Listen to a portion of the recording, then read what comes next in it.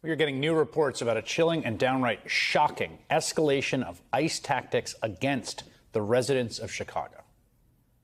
In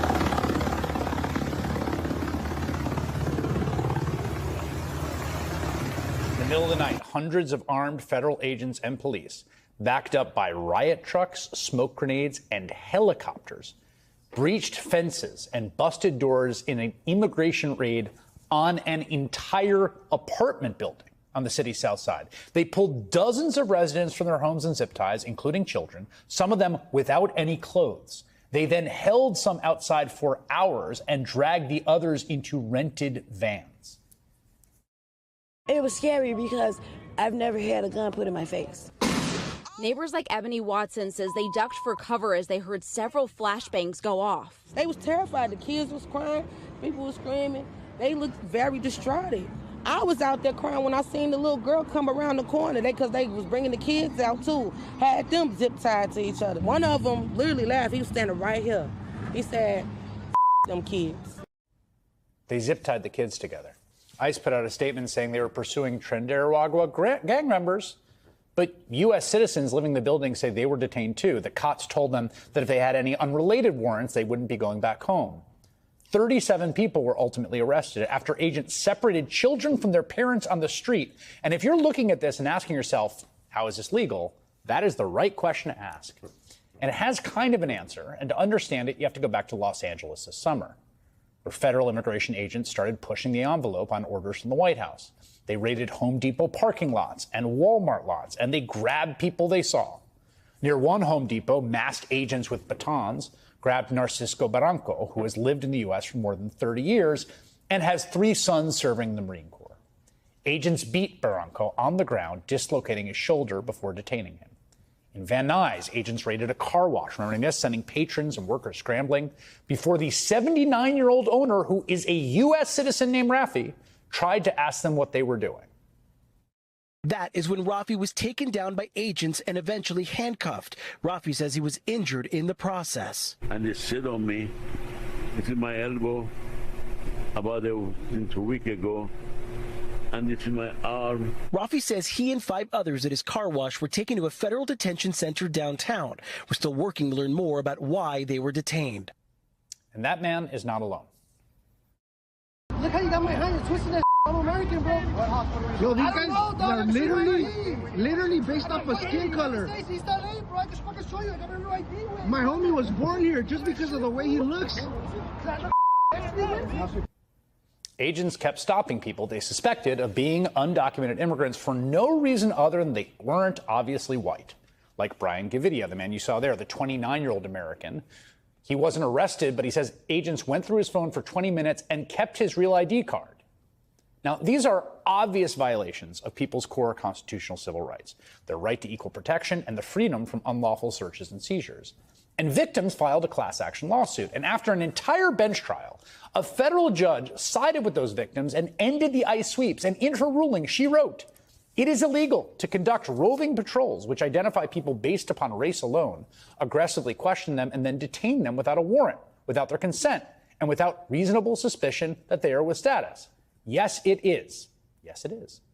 An appeals court upheld her injunction against ICE. You have to stop doing this. And so the Trump administration took the issue to the Supreme Court. And lo and behold, last month, the court's 6-3 conservative majority voted to just let Trump and ICE continue for now, as the case works its way up, to use racial profiling in their immigration raids, halting the lower court's decision, saying, go ahead. Now, they gave no reasoning or explanation for their decision, silent, except Justice Brett Kavanaugh, who wrote a short concurring opinion saying there's absolutely no problem whatsoever with racially motivated stops by law enforcement. Quote, if the officers learn the individual they stopped is a U.S. citizen or otherwise lawfully in the U.S., they promptly let the individual go. Welcome to the era of what critics call the Kavanaugh stop. Carte blanche for ICE to continue violent, warrantless raids and stops all over the country. Apple's App Store has removed an application that helped to warn users about nearby ICE agent activity. The app was called ICE Block, and it allowed users to report sightings of ICE agents within a 5-mile radius. It didn't share personal information about agents, but was removed based on, quote, information from law enforcement about safety risks, according to the company. Meanwhile, a top advisor to President Trump says ICE agents will be at next year's Super Bowl in California after music superstar Bad Bunny was announced to be the halftime show performer. NBC News senior White House correspondent Gabe Gutierrez has more details. He's one of the biggest pop stars in the world, with the most streams on Spotify for 3 straight years. Bad Bunny is facing mounting MAGA backlash. It's so shameful that they've decided to pick somebody who just seems to hate America so much. Bad Bunny was just selected to perform at the Super Bowl halftime show, but he's been an outspoken critic of President Trump's crackdown on illegal immigration, recently revealing why he opted not to tour the continental U.S., saying, quote, "ICE could be outside my concert."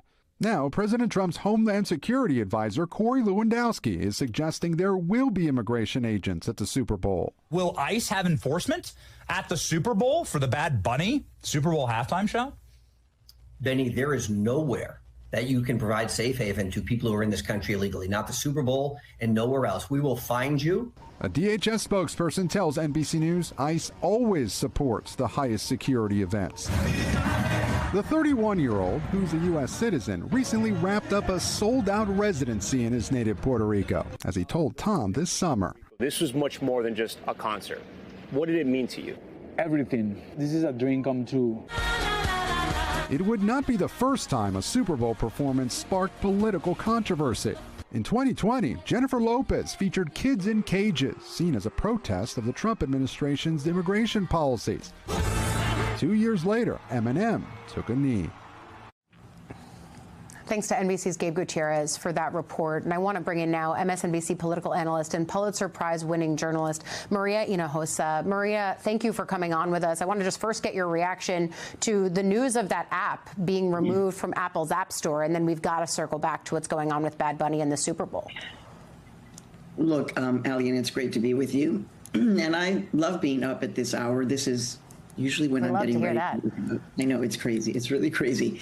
I just got back from reporting on the ground in Chicago and Los Angeles, precisely to understand what's happening at the community level with these ICE assaults into these cities, which are not dangerous, and certainly not dangerous because of undocumented immigrants. As we know, the data shows that undocumented immigrants don't commit more crime, but less. The only thing that communities really have right now, Latino and Latina immigrant communities, is each other. It's the only thing. They cannot really rely on any authority because they are being targeted by authorities. So in LA, you have street patrols that go out at about 5 o'clock in the morning, 6 o'clock in the morning. These are community members who are actually looking at the cars to see who is out in their community. This app was a central part of that kind of communication. So I haven't spoken to community members. I haven't done the reporting because it's happened so quickly, but I can assume that what people are going to say is that this is an affront on the possibility of people having a democratic response to what they feel and what they sense as being an absolute targeting of a particular community that in the case of ICE Los agents Angeles, revolt. Refuse Trump's Chicago orders. You're a dictator. 1.1.1. Reason now to be allowed to be targeted.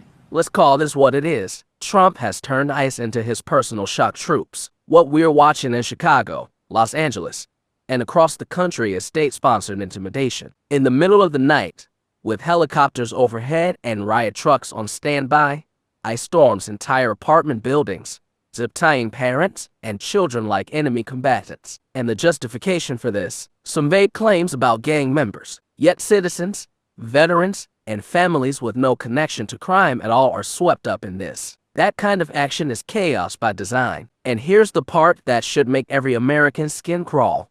People are targeted based on how they look. Brown skin, Spanish last names, and accent.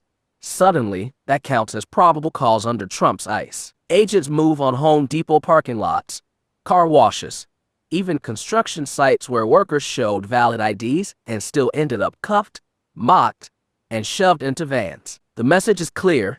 If you fail to fit Trump's picture of an American, then you're treated as fair game. What makes this even uglier is the legal cover Trump stacks behind it. A federal judge ruled these sweeps unconstitutional, racial profiling, warrantless searches, outright violations of the 4th and 14th Amendments. The Trump White House appealed it all the way to the Supreme Court, where the conservative majority shrugged and handed ICE a blank check. No reasoning, no explanation, just a green light to keep racially motivated raids going. Brett Kavanaugh even wrote that racial stops pose no issue because once agents realize someone holds citizenship, they promptly let them go, as if being terrorized at gunpoint and spending hours in custody counts as no harm done. That approach erodes law and order instead of upholding it. The consequences are devastating. Kids traumatized in the middle of the night, parents too afraid to take their children to school, communities living in constant fear of the next raid. People hide not only from ICE, but from everyday life. That is the psychological warfare Trump has unleashed on immigrant communities, and it spreads further. Even tools built by communities to protect themselves, like the ICE Block app that warns neighbors of nearby raids, get stripped away under pressure from Trump's DHS. This follows the classic strongman playbook: create fear, show force, strip away rights until resistance collapses. Trump doesn't simply oversee ICE, he weaponizes it, using racial profiling as policy and framing it as toughness. But toughness doesn't look like subtying kids in the street. Toughness doesn't mean dragging veterans out of car washes or storming entire buildings without warrants. That kind of display signals weakness wrapped in power, and the longer it goes unchecked, the more it eats away at the very freedoms that are supposed to separate America from tyranny. ICE raids under Trump no longer resemble immigration enforcement. They've just become tools of control.